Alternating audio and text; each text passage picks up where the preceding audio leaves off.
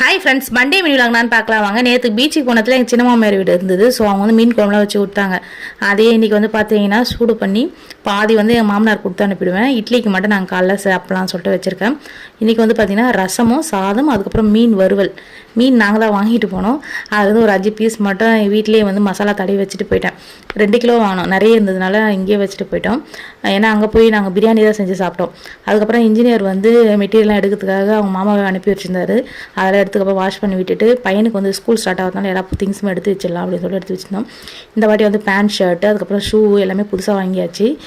அப்புறம் நோட்டுக்கெல்லாம் வந்து அட்டை போடணும். அவங்களே வந்து கவர்லாம் கொடுத்துருவாங்க. புக்ஸுக்கு மட்டும் கொடுக்க மாட்டாங்க, வெளியில் வாங்கி போட்டுக்கலாம். நம்ம இப்போ இருக்கிற நோட்டுக்கு மட்டும் கவர் மட்டும் போட்டு ஸ்டிக்கர்லாம் ஒட்டி நேம்லாம் எழுதி வச்சிட்டோம்னா அவன் போகும்போது எடுத்து போக கரெக்டாக இருக்கும்.